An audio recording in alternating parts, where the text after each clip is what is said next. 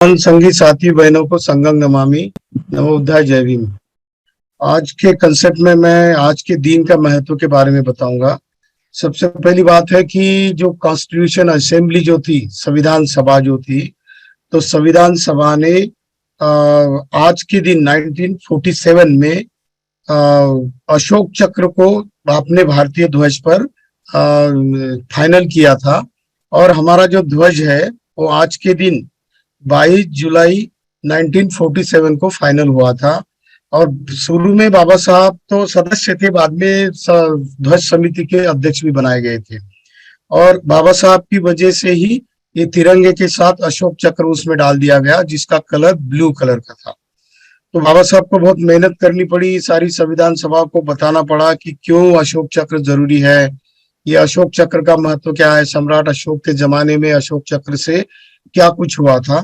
तो ये सारा कुछ बताने के बाद बाबा साहब ने अपनी ताकत का इस्तेमाल किया और अशोक चक्र हमारे नेशनल फ्लैग जो है राष्ट्र ध्वज पर आज से अंकित हुआ।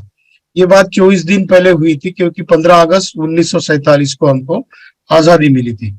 तो बाबा साहब का महत्व इतना बढ़ता गया बाद में, क्योंकि उन्होंने जिस तरीके से एक्सप्लेनेशन दिया कि ये अशोक चक्र क्यों होना चाहिए और हमारे ध्वज के यह कलर ऐसे ही क्यों होने चाहिए, इसका क्या महत्व है, इसका मेजरमेंट कैसा हो, वगैरह वगैरह। तो आज के दिन का एक महत्वपूर्ण बात थी। दूसरी बात है 1940 में, 22 जुलाई 1940 में सुभाष चंद्र बोस एक अलग पार्टी स्थापित करना चाहते थे स्वतंत्रता के लिए, क्योंकि वो कांग्रेस से निष्कासित किए गए थे। उनका गांधी के साथ काफी विवाद हुआ था, तो कांग्रेस से निकल गए थे। और उन्होंने बाबा साहब अम्बेडकर की मुंबई में आज के दिन 22 जुलाई 1940 को भेंट की थी। तो बाबा साहब ने उनको पूछा कि इसमें अस्पृश्य लोगों के लिए क्या स्थान रहेगा, तो वो बात नहीं बन पाई, इसीलिए फिर सुभाष चंद्र बोस के साथ भी वो समझौता नहीं हो सका। 1947 में तिरंगा जो है राष्ट्रीय ध्वज तो मान्यता तो हुआ, लेकिन वो समिति के सदस्य बाबा साहब थे शुरू में, बाद में अध्यक्ष बन गए। और बाबा साहब जैसे फिर मुंबई आए दिल्ली से, तो उस वक्त के कुछ लोगों ने ऐसा बोला, हिंदू सभा के लोगों ने बाबा साहब को भगवा ध्वज हमारा राष्ट्रीय ध्वज करने के लिए उनको रिक्वेस्ट किया। तो बाबा साहब ने उनको बोला कि मैं तो एक महार का लड़का हूँ, तो महार के लड़के को आप ये भगवा ध्वज करने के लिए कैसे क्या कर रहे हो, तो आप तो मुझे ही रिक्वेस्ट कर रहे हो, आप अपनी पार्टी को बोलो, आपकी कांग्रेस को बोलो। लेकिन वो उनकी वहां पर दाल नहीं गली थी, इसलिए उन्होंने भगवा ध्वज हमारा राष्ट्रीय ध्वज हो जाए ऐसी रिक्वेस्ट बाबा साहब को की थी। लेकिन बाबा साहब ने जिस तरीके से ध्वज क्यों ऐसा होना चाहिए, इसके ऊपर अशोक चक्र क्यों होना चाहिए, ये जब चर्चा उनको बताई तो वो लोग सब सेटिस्फाइड हो गए। इसका मतलब है कि बाबा साहब में इतनी बड़ी कन्विंसिंग पावर थी कि वो किसी के साथ भी अगर वो जुड़ जाते थे, किसी के साथ भी अगर वो उनके साथ डिबेट हो जाता, तो अपनी बात को खरी उतार देते थे। और आज ही के दिन 1950 में हैदराबाद स्टेट में शेड्यूल कास्ट फेडरेशन जो है, उसमें ये सुबैया साहब जो थे शेड्यूल कास्ट फेडरेशन के, उनको 2000 रुपए की, उस वक्त के 2000 रुपए की थैली अर्पण की गई थी बाबा साहब को। लेकिन बाबा साहब, क्यों हम लोग बोलते हैं ना चंदा नहीं लेंगे, तो ये गुण बाबा साहब से हम ले सकते हैं। जिस 22 जुलाई 1950 को शेड्यूल कास्ट फेडरेशन में बाबा साहब को 2001 रुपए की जो थैली मिली थी, तो उन्होंने तुरंत वो सुबैया जो उस वक्त के हैदराबाद के चेयरमैन थे, उनको तुरंत दे दी। और उन्होंने कहा कि ये पार्टी के लिए फंड इस्तेमाल करो, क्योंकि मैं किसी पैसे को अपने पास नहीं रखता हूं, क्योंकि पैसा इंसान को कुछ भी कर सकता है। और संगठन में या संघ में पैसा अगर रहा तो उसका हिसाब देते वक्त उसको ईमानदारी से पेश आना होता है। इसलिए पैसे मैं अपने पास नहीं रखता हूं, आपने करना, और आप इसका खर्चा पूरी तरीके से शेड्यूल कास्ट फेडरेशन को दे देना। ये बात इसीलिए बतानी जरूरी है क्योंकि हमने जो नियम पारित किए हैं कि हम पैसा नहीं लेंगे, चंदा नहीं लेते, और हम लोग दूसरों को जैसे कि भाई भतीजावाद को भी हम वैल्यू नहीं देते, तो ये बात बाबा साहब के लिए बहुत जरूरी थी, क्योंकि ये बात बाबा साहब ने तथागत बुद्ध से सीखी थी। जैसे कि संघ में तथागत बुद्ध ने जो संघ बनाया, पहले तो पंचवर्गीय भिक्खु आए, फिर यश और उनके कुछ 54 दोस्त आए, और उसके बाद सारीपुत्र और मोगलाना आए। जब 60 से ऊपर संख्या हो गई तो संघ का निर्माण हुआ। उसके बाद संघ के रूल बनने की बारी आई, क्योंकि बहुत बार भगवान भगवान बुद्ध या तथागत बुद्ध जब भिक्षुओं को भेजते थे तो उनको कैसे प्रचार प्रसार करना ये बात नहीं होती थी, और कुछ गलत सलत बातें कर कह देते थे। ऐसे में बुद्ध के पास रिपोर्टिंग आती थी, और तब भगवान बुद्ध ने सोचा कि हमारा संघ जो है ये संघ के नियम बनने चाहिए।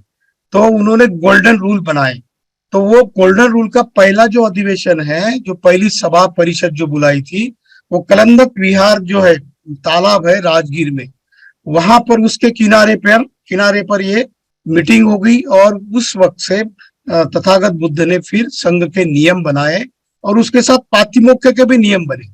अगर कोई संघ के रूल को वायलेट कर देता है, उसको उसका उल्लंघन कर देता है, तो उसके ऊपर क्या कार्रवाई होनी चाहिए, ऐसे भी रूल फिर उस राजगीर की सभा में पारित हुए। तो यही रूल बाबा साहब तथागत बुद्ध के संघ से लेकर संविधान सभा में भी लागू करते थे। और बाबा साहब इतनी अच्छी तरीके से सभा को बताते थे कि सब लोगों को स्वीकार करना पड़ता था। दूसरी बात है कि कल का जो दिन था 21 जुलाई का, कल के 21 जुलाई के दिन में बाबा साहब के जीवन में बहुत बड़ा क्रांतिकारी कदम था। 21 जुलाई 1913 को 1913 को बाबा साहब अम्बेडकर कोलंबिया पहुंच गए थे, मतलब न्यूयॉर्क पहुंचे वो। और फिर 22 जुलाई को उन्होंने कोलंबिया यूनिवर्सिटी में 1913 में एडमिशन ली थी, दाखिला लिया था। तो वो SS एंकोला नाम के बोर्ड से गए थे उधर। उनके पास बहुत कम पैसे थे, क्योंकि सयाजीराव गायकवाड़ महाराज ने उनको पैसे दिए थे और पैसे बचा के रखने थे। उसमें से कुछ पैसे 25 पाउंड स्कॉलरशिप मिलती थी उनको महीने की, और 11 पाउंड वो रमाई को बेचते थे, और बचे कुछ 14-15 पाउंड में पूरा महीना निकालते थे। तो ऐसे तंगी से बाबा साहब अपना जीवन बिताते थे। लेकिन वहां पे जाने के बाद जब एडविन सेलिंगमैन नाम के जो बाबा साहब के प्रोफेसर थे, जो इकोनॉमिक्स पढ़ाते थे बाबा साहब को, तो उनके ऊपर बहुत छाप पड़ी, क्योंकि उनको लगा कि ये लड़का बहुत ही बढ़िया है, बहुत होशियार है, इंटेलिजेंट है। तो उन्होंने उनको बाबा साहब को बहुत प्यार करना शुरू कर दिया। और बाबा साहब ने उनको पूछा कि मैं पढ़ाई कैसे करूं, या संशोधन के क्या तरीके होने चाहिए, कौन से तरीके से मैं अपना संशोधन जारी रखूं। तो एडविन सेलिंगमैन सर ने उनको बताया कि देखो भीमराव, आपको इतना गहराई से पढ़ाई करना है कि आपको झोंक देना है। जो भी किताब आपके सिलेबस की हो या फिर कोई नॉन सिलेबस की भी हो, उसमें इतनी गहराई से आपको पढ़ाई करनी है। तो वैसे वैसे आपको संशोधन कैसे करना है, इसका खुद का स्किल डेवलप हो जाएगा। और आपको स्किल डेवलप होने के बाद फिर मैं आपको थेसिस दूंगा, और उस थेसिस के आधार पर आपको आगे का संशोधन करना है। बाद में 15 मई 1915 को बाबा साहब ने MA कर लिया। और फिर एक ही साल में, सिर्फ 2 साल में MA तो हो गया, लेकिन एक साल में बाबा साहब ने PhD कर ली थी। और इतनी गहराई से वो पढ़ाई करते थे, 18-18 घंटे तक पढ़ते थे। और उनका PhD का सब्जेक्ट था decentralisation of provincial finance in British India, और उनके गाइड थे एडविन सेलिंगमैन सर। तो ये इसीलिए बताना चाहते हैं क्योंकि बाबा साहब जब लाइब्रेरी में जाते थे तो सवेरे 8 बजे लाइब्रेरी खुलती थी। तो पहला नाम भीमराव रामजी अम्बेडकर का रजिस्टर पे होता था, और रात को 10:30 बजे जब लाइब्रेरी बंद होती थी तो तब सबसे आखिरी में सिग्नेचर भीमराव रामजी अम्बेडकर इस लड़के का था। इसका मतलब 18 घंटे तक पढ़ाई करना, फिर MA PhD की पढ़ाई प्रिपरेशन करना, घर को पैसे भेजना। उसी दरमियान बाबा साहब को लाला लाजपत राय मिले थे। Lala Lajpat Rai home rule India करके एक यूनियन चलाते थे अमेरिका में, और उससे वो इंडिया को कैसे इंडिपेंडेंस मिला जाए, इसीलिए अच्छे लाइक माइंडेड लोगों का संगठन बनाने की सोच रहे थे। तो वो एडविन सेलिंगमैन सर के अच्छे दोस्त थे लाला लाजपत राय, और वो उन्होंने कहा कि ये भीमराव अम्बेडकर, इनको भी आपके इसमें लेने के लिए बोल दो। तो जब लाला लाजपत राय की और बाबा साहब की जब वहां पर चर्चा हुई तो बाबा साहब ने स्पष्ट तरीके से बताया कि मुझे मेरे समाज की प्रगति के लिए सबसे पहले शिक्षा लेनी है, एजुकेशन लेना है। उसके बगैर मैं कोई भी आंदोलन में नहीं आना चाहता हूं। और वैसे भी मैं जानता हूं, जहां तक मैं पढ़ चुका हूं, कि कांग्रेस ने कभी भी अछूतों को अपने संगठन में, अपने पक्ष में कभी तवज्जो नहीं दी है। इसीलिए मैं इस आंदोलन में नहीं आता हूँ, होम रूल लीग में। इसीलिए आप अपना अलग से आप जो भी है शुरू कर दो। जब सेलिंगमैन सर से फिर बाबा साहब की बात हुई तो सेलिंगमैन सर ने उनको बताया कि भीमराव मेरे वो अच्छे दोस्त है, आप अगर उन संगठन में काम करते थे, किए होते तो एक अच्छा काम होता। तो उन्होंने फिर सेलिंगमैन सर को भी बताया कि मेरे जिंदगी का टारगेट क्या है, मैं क्या क्या अचीव करना चाहता हूँ। ये जो बात है बाबा साहब केवल 26 साल की उम्र में सोच रहे थे। इसका मतलब यह है कि वी द पीपल समन संघ ने बाबा साहब के हर जीवन से, हर वाक्य से, हर प्रसंग से क्या लेना चाहिए, ये बहुत जरूरी बात है। वो उस वक्त 26 साल की उम्र में सोच रहे थे कि पहले मुझे पढ़ना है और इस तरीके से पढ़ना है कि मैं दुनिया का सबसे पढ़ा लिखा आदमी बनना चाहता हूँ। उसके बाद मैं मेरे अछूतों के आजादी के लिए आंदोलन चलाना चाहता हूँ, और अगर मुझे ये देश एक्सेप्ट कर लेता है तो मैं नेशनल लेवल पर भी देश के स्वतंत्रता आंदोलन में सहभागी होऊंगा और भाग लूंगा। तो ये जो बीच जो है बाबा साहब के, केवल 22-23 साल के एज में ही बाबा साहब के बीच में जा चुके थे, क्योंकि उनका जो स्टडी का लेवल जो था वो पैरेलल स्टडी करते थे, और भगवान बुद्ध की धम्म की स्टडी, और जो ह्यूमन राइट्स के जो आंदोलन थे, रेडिकल मूवमेंट के आंदोलन जो थे, जो रेडिकल मूवमेंट में एडविन सेलिंगमैन भी थे। तो इन तरीके से बाबा साहब की पर्सनालिटी ने अपने आप को उन्होंने गियर अप किया।